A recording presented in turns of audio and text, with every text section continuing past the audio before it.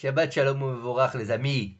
Je voudrais dédier ces quelques paroles de Torah pour la guérison de toutes les personnes qui sont tombées dans l'attentat de Jérusalem et bien sûr à la mémoire de ce jeune garçon de 16 ans qui a été tué lors de cet attentat. Qu'Akadosh Baruch Hu, il accueille au Gan Eden Mikelem Be'ezrat Hashem. Bien sûr, je voudrais dédier ces quelques paroles de Torah pour la guérison de ma maman Rivka Bat Rachmona, qu'Akadosh Baruch Hu lui envoie une grande guérison et à tous les malades d'Israël.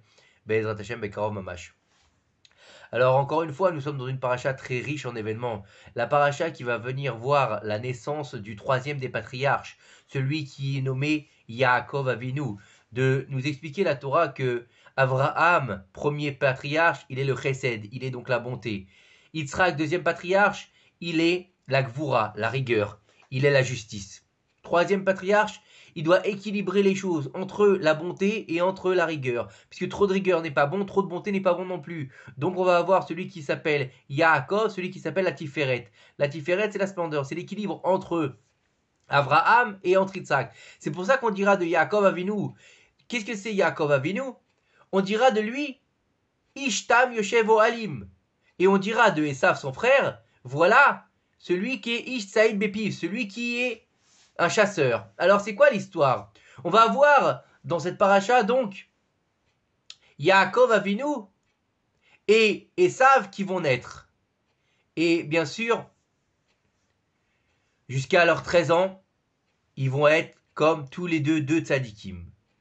Et à partir de leurs 13 ans, il y en a qui disent leurs 15 ans, chacun va prendre son chemin. Yaakov va devenir Ishtam Yoshev Ohalim et Esav va devenir Ish Saïd Bepiv. C'est quoi Yoshev Ohalim? Pourquoi il étudie dans les tentes et pas dans la tente? Parce qu'il a étudié aussi bien dans la tente d'Abraham que dans la tente d'Yitzhak. C'est-à-dire qu'il a aussi bien pris la bonté d'Abraham que la rigueur d'Yitzhak pour en faire un équilibre parfait. Et ça, c'est Yaakov Avinu. C'est pour ça qu'il est capable, lui en étant le Bechiravot, celui qui a été choisi par Akadosh Baruch Hu, le patriarche ultime, on peut dire ça, pour donner naissance aux 12 tribus qui donneront naissance au peuple d'Israël, et dont lui-même passera de Yaakov, celui qui tient le talon de son frère, à Israël, celui qui tiendra le nom du peuple entier, Israël, Yacharel, celui qui est droit avec Akadosh Baruch Hu.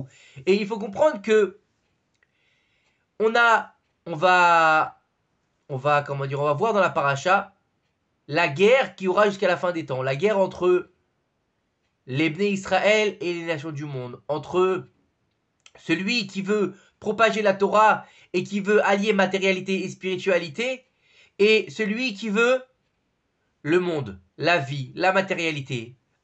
Esav et Yaakov, les frères ennemis qui, depuis la nuit des temps, se combattent. Et quand est-ce qu'il y aura un vainqueur? Quand Mashiach il arrivera. Pour l'instant, nous sommes de la domination d'Esav, et il vaut mieux faire, on va dire entre guillemets, profil bas pour pouvoir arriver jusqu'à Mashiach. Parce que tant que on n'a pas ramené la Shrina sur terre, on n'a pas ramené Akadosh Baruch Hu, et qu'on ne se comporte pas comme Israël, alors on est sous le joug d'Esav. Comme ça, il lui a dit son père, Yitzhak, quand il a béni, fin de la paracha.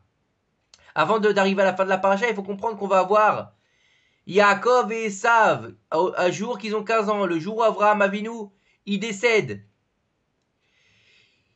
Yaakov, il est en train de faire des lentilles. Arrive Esav, il était fatigué. Et il lui dit, donne-moi de ce rouge-là, donne-moi de ce que tu fais. Il sait même pas ce que c'est, donne-moi de ce rouge. Et Yaakov, il lui dit, non, je t'en donnerai que si tu me donnes la Bechora. Il lui dit, qu'est-ce que je m'en fous de ta Bechora, moi? Donne-moi à manger, je m'en fous. La Bechora, c'est quoi? C'est d'aller faire le service dans le Beth Amikdash, d'aller servir dans le Mishkan. Mais je m'en fous de vos religieux, là. Il lui dit, Esav, moi, ce que je veux, c'est profiter de la vie. Bouffer, m'éclater avec des meufs, aller en boîte, avoir une belle bagnole et une belle maison. La religion, c'est pour les religieux. Voilà ce qu'il lui dit, Esav. Et il faut comprendre que c'est pour ça que nos sages ont dit que la vente a été validée. Comment est-ce que tu vends un droit d'aînesse pour un plat de lentilles? Est-ce que c'est Guioni? Non, c'est pas Guioni du tout. Alors comment ça se fait que ça a été accepté? Parce qu'il y a marqué qu'après, va y baise ta Bechora. C'est-à-dire quoi? Ça veut dire quoi? Ça veut dire qu'il a dénigré la Bechora. C'est-à-dire qu'en plus de ça, une fois qu'il a mangé donc le plat d'Adashim avec le plat de lentilles avec du pain, et que on dit que Yaakov il lui a donné aussi des cadeaux, il lui a donné une épée, il lui a donné pas mal de choses, d'accord? Il s'est moqué de lui. Il a dit c'est quoi, le Midrash nous dit, il a dit c'est quoi ce crétin là qui m'a vendu son bon plat de lentilles pour comment dire, la Bechora qui sert à rien, ça ne sert à rien, on s'en fout de ça. C'est pour le monde à venir, c'est pour les religieux, moi j'en ai pas besoin. Va y baise ta Bechora. C'est pour ça que l'acte il a été validé. Et à la fin de la paracha, donc on va voir que Yaakov, il va devoir prendre la place d'Esav pour recevoir les bénédictions de son père qui arrive à un certain âge et qui ne voit plus. Et qui veut bénir son fils aîné, Esav. Mais Rivka lui dit non, c'est toi qui prends les bénédictions, c'est pas Esav. Moi, ton père, il sait pas que ton frère c'est un tordu. Il pense que c'est quelqu'un de bien. N'oubliez pas que Esav, le jour de l'enterrement de Avraham Avinu, il a fait 5 péchés capitaux. Il a violé une fille, il a tué un homme, incroyable, incroyable. C'est pour ça qu'il était fatigué. Parce qu'il a fait beaucoup de mauvaises choses ce jour-là. Et le jour où il arrive pour prendre la bénédiction, lorsqu'il part chercher les animaux pour pouvoir les tuer pour son père, Rivka elle lui dit « Écoute ma voix, va et c'est toi qui prends les bénédictions. » Pourquoi est-ce que Rivka elle vient se mêler? Qu'est-ce qu'elle a à faire là-dedans? Et Rivka elle lui dit « Shma Bekoli, écoute ma voix. » Et nos sages de nous dire que Rivka elle était la réincarnation de Chava. Elle lui dit « Écoute, j'ai fait fauter l'homme quand il a écouté ma voix, je l'ai fait tomber. Toi, tu es la face de Adam Arishon. Tu es Adam Arishon en fait. Tu es la réincarnation d'Adam Arishon. Tu dois faire le tikkun de Adam Arishon. Écoute ma voix maintenant pour reprendre ta place, te remettre au niveau et ne pas laisser Esav le serpent prendre les bénédictions. Comme il les a volées. Il nous a volé la vie. Il nous a volé les bonnes choses qu'on devait avoir dans le Gan Eden. Quand il nous a fait fauter à la faute originelle, ne le laisse pas faire cette fois-ci encore puisque Esav c'est le Nachash. C'est le serpent de la faute originelle qui est matérialisé sur terre. Comme ça, ils nous disent nos sages. Donc de là, on comprend que Rivka, elle a voulu faire le tikkun de Chava en poussant son mari à reprendre, son fils, pardon, à reprendre la place qui lui était due, c'est-à-dire elle en tant que Chava et lui en tant que Adam Arishon. Donc bien sûr, on parle de réincarnation et on parle aussi d'étincelles divines de Adam Arishon et de Chava, pas eux-mêmes qui sont revenus. Et donc, il va le prendre la bénédiction.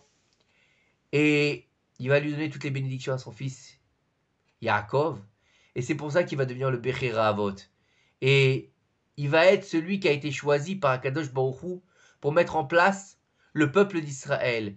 Pour mettre en place celui qui va être capable de sortir de la galoute pour pouvoir revenir dans sa terre et faire venir le Mashiach. Pourquoi? Parce qu'il est Haïkev. Il est tout en bas. Quand il est en galoute, il est Haïkev. Il tient le talon des nations du monde.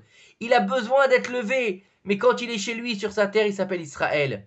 Et c'est le but de chacun d'entre nous. En ce Rosh Chodesh qui se lève, Chodesh Tov Umevorach, aujourd'hui c'est Rosh Chodesh. Et qui se lève, c'est le mois des miracles. Qui se lève, c'est le mois de Hanouka, c'est le mois de la lumière. Et il faut comprendre que de tout temps, Esav, il a voulu se lever pour éteindre notre vie. Des fois dans notre corps et des fois dans notre âme. Dans notre corps, ça a été avec Haman, par exemple, avec les nazis. Ils ont voulu détruire le corps des Bnei Israël. Mais ils ont aussi voulu s'attaquer à l'âme du peuple juif. Qui, par exemple, les Grecs, lorsqu'ils ont dit aux Juifs, nous, on s'en fout que vous soyez des Juifs. Tout ce qu'on veut, c'est que vous fassiez la Torah comme une philosophie. Donc faites la Torah comme nous. Ça veut dire quoi? Ça veut dire que vous pouvez être très bien philosophe le matin. Et l'après-midi, vous pouvez très bien faire n'importe quoi. Vous pouvez faire de la débauche, vous pouvez voler, vous pouvez... Tant que vous pouvez vous faire kiffer, il n'y a pas de problème. Mais le matin, vous êtes des philosophes. Donc faites de la philosophie de la Torah. Le matin, tu apprends la Mishnah, la Gemara et le Chumash. Et le soir, tu vas dans une soirée pas très cachère. Mais ça va pas ou quoi? C'est pas ça. On peut pas éteindre l'âme des Bnei Israël. Même quand on voit que la situation elle est compliquée. Même quand on voit qu'il y a presque plus d'issue. Non. Qu'est-ce qu'il a fait, Yaakov Avinu? Il a tenu le talon de son frère. Il lui a tenu le talon en disant, même si ça paraît fini, jamais je baisserai les bras. Tant qu'il y a de la vie, il y a de l'espoir. Tant que la lumière, elle brûle, il y a de l'espoir. C'est ça qu'il faut comprendre de la paracha. Même si tout paraît autour de nous noir, compliqué, le monde entier aujourd'hui, dans tous les pays, c'est le balagan, il y a plus de personnes qui tiennent les pays, les gouvernements sont n'importe quoi, les États sont n'importe quoi, c'est du n'importe quoi partout. On essaie de trouver des histoires pour montrer que tout va bien et tout va pas bien. Rien ne va. Ni au niveau financier, ni au niveau mondial, ni au niveau armé. Tout va mal aujourd'hui. Et Akadosh Baruch Hu, il nous montre par la paracha de la semaine que même quand on a l'impression qu'il n'y a plus de lueur d'espoir, quand Esav, il est sorti le premier et qu'il va devenir le Bechor, il te dit non, tiens son talon, attrape-le par le talon. Ne lâche pas prise. Et à la fin, on verra que tout change. Et c'est bien Yaakov qui va prendre les bénédictions de la Bechora et non pas Esav. Donc, aujourd'hui, on est en devoir de rallumer la lumière qu'il y a dans nos âmes, de ne pas laisser éteindre nos âmes. On veut nous faire croire qu'on est comme tout le monde. Oui, on est en jean, on est machin, on va en boîte de nuit, on va à la plage mixte, on va... Non, c'est faux. On n'est pas comme tout le monde, on est les enfants d'Israël. On a été choisis pour être les enfants d'Israël. À Kol Yaakov, Vayadem l'Esav, il lui a dit son père. Isaac, quand il a béni. La voix, c'est la voix de Yaakov. Et les mains, c'est les mains d'Esav. C'est quoi ça? C'est-à-dire que la voix de Yaakov, elle se fait entendre dans les synagogues. Les mains d'Esav, c'est Rome, c'est l'Occident, c'est ceux qui veulent aller vers le futur, c'est ceux qui ne regardent pas en arrière, c'est ceux qui pensent que la matérialité est l'excellence et rien d'autre. Non. Nous, on est les Bnei Israël. On utilise notre présent, notre passé et notre futur pour vivre. On vit sur le Srut Avod, donc c'est le passé. On vit une vie réelle, au jour le jour, dans l'accomplissement du mitzvot, au jour le jour, mais on regarde vers le futur. C'est quoi le futur? C'est Olam Haba. C'est Olam Haba, c'est-à-dire que on travaille notre présent pour le futur avec les bases du passé. C'est ça un Ben Israël. Et c'est ça qu'il faut comprendre. Akol Kol Yaakov. Qu'est-ce que tu veux être? Est-ce que tu veux être Yaakov ou est-ce que tu veux être Esav? Quoi? Un jour t'es un peu Esav, un jour t'es un peu Yaakov, un jour t'es un peu Talouid, un jour t'es un peu normal. C'est quoi? C'est à la carte, la Torah. Aujourd'hui, je prends juste les tefilines et Kacher, et demain, je fais pas Shabbat et je vais avec une Goya. C'est pas à la carte. C'est pas quand ça t'arrange. C'est une Torah d'éternité, c'est une Torah de vie, c'est une Torah d'amour, c'est une Torah de vérité.